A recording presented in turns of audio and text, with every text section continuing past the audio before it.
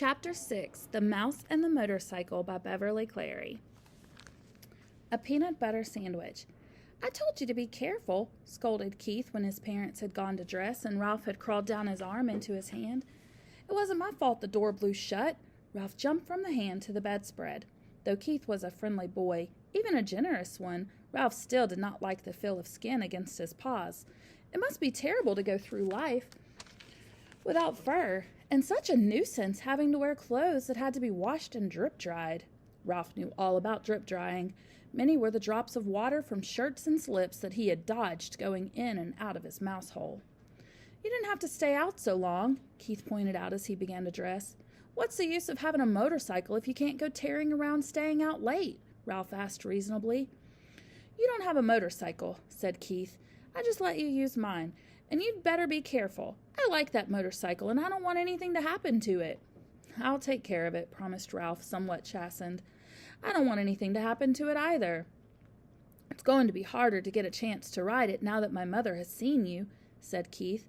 She's a terribly good housekeeper, and she's sure to complain to the management. Speaking of breakfast, you people are too tidy, complained Ralph. I'm not getting enough to eat around here. You don't leave any crumbs. I never thought of it, said Keith. What would you like to eat? Ralph was astounded. This was the first time in his life anyone had asked him what he would like to eat. It had always been a question of what he could get his paws on. You mean I have a choice? He asked, incredulous. Sure, said the boy. All I have to do is order it when we go down to breakfast and then bring you some. Ralph had to take time to think. After a diet of Zyback and graham crackers provided by little children, bits of candy and an occasional peanut or apple core left by medium-sized children, or a crust of toast and a dab of jam left by an adult who had ordered breakfast sent up from room service, the possibilities of choosing his own meal were almost too much. I know what I'd like, Ralph said at last, but I don't know what you call it. Once some people who said they were almost out of money stayed in these rooms. They had 4 children, all of them hungry, and they couldn't afford to go to the dining room, so they got some bread and spread it with something brown out of a jar and put some more bread on top of that.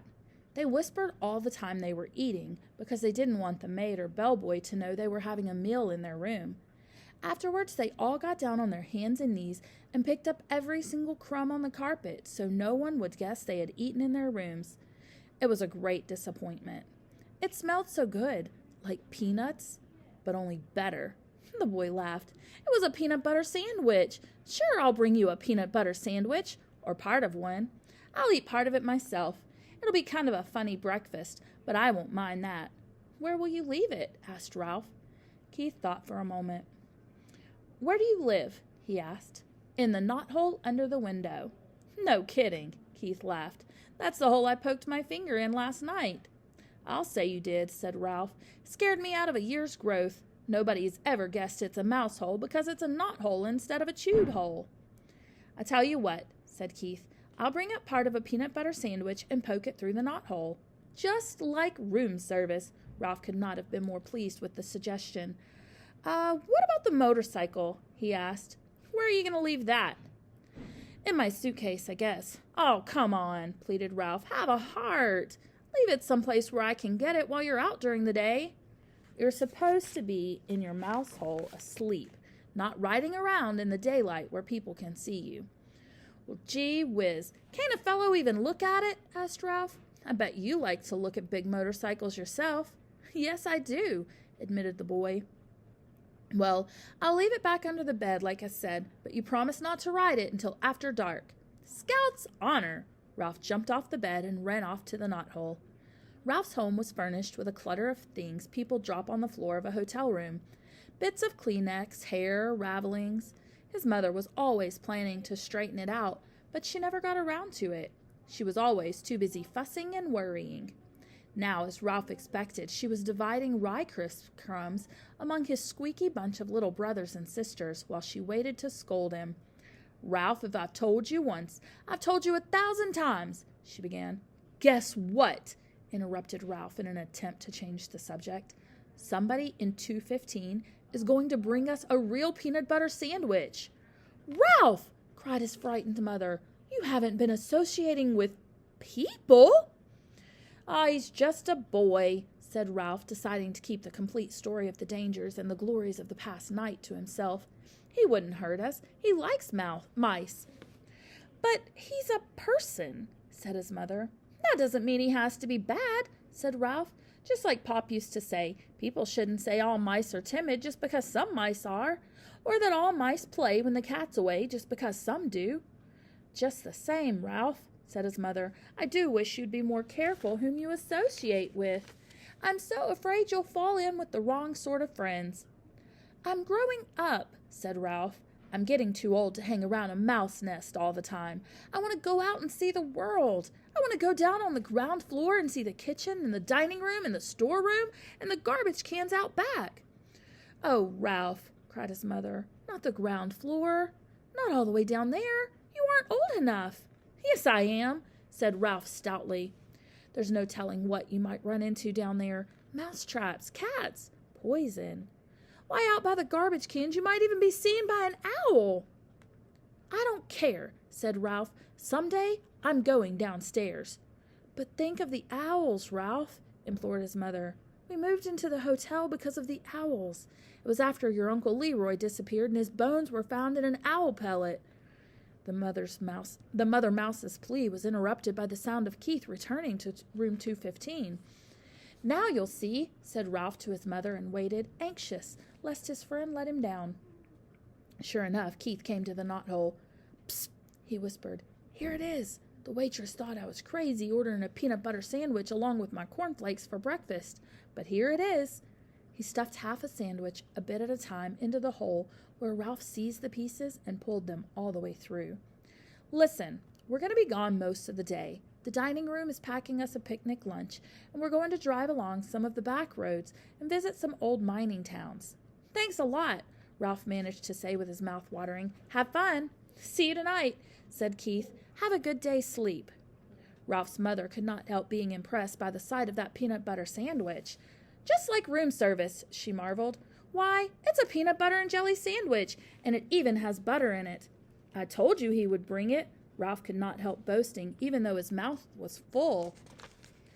After sharing his feast with his squeaky little brothers and sisters, all of whom had trouble with peanut butter sticking to their teeth, Ralph curled up on a heap of shredded Kleenex and took a good long nap. When he awoke refreshed, his first thought was of the motorcycle. He wondered if Keith really had remembered to leave it under the bed. He yawned and stretched and left by way of the knothole. Room 215 was just as Ralph had last seen it. The bed had not been made, and there were no fresh towels by the wash basin. Ralph ducked under the sheets and blankets that had tumbled off to one side of the bed, and there in the dim light he caught the gleam of chromium exhaust pipes. Keith had trusted him, after all. He walked across the carpet and took hold of the hand grips once more. They felt just right in his paws, and he longed to be off, speeding around the threadbare spots on the carpet. But a promise was a promise. Keith had kept his promise about the peanut butter sandwich. Ralph would keep his about not riding the motorcycle in the daytime. He tried to satisfy himself by walking around the motorcycle in the dim light under the bed, admiring all over again the sleek design of the machine. Ralph was lost in admiration and daydreams of speed and power when suddenly the door opened and the maid entered. It was too late to make a dash for the mouse hole. The maid stripped the blankets and sheets from the bed, shedding unwelcome light on Ralph and the motorcycle. Her feet in white sneakers moved lightly as she gathered up the sheets and pillowcases and towels and dropped them with a soft plop beside the open door. The next thing Ralph knew, he was hearing familiar and dreaded footsteps coming down the hall, steps he had learned to fear when he was a tiny mouse. It was the head housekeeper, the woman who was in charge of all the maids in the hotel. He recognized her steps, and he recognized her shoes. Stout, sensible black Oxfords. Nothing was ever clean enough for the head housekeeper, and Ralph's whole family lived in dread lest she discover their mouse hole. Now he held his breath, hoping she would go on down the hall. But no. She stepped right into room 215. "Good morning, Marjorie," the housekeeper spoke crisply to the maid. "Be sure you clean 215 and 216 very thoroughly this morning. There's been a complaint from the guest. They suspect mice." "Yes, ma'am," said the maid. Look behind all the drawers, continued the housekeeper, and in the corners of the closets. Please report any evidence of mice, and be sure you vacuum under the beds. You have been getting careless lately." With that, she walked briskly down the hall. "Old grouch," muttered the maid as she reached into the hall for something that produced a sound that struck terror into Ralph's heart. It was the clang of vacuum cleaner attachments banging together.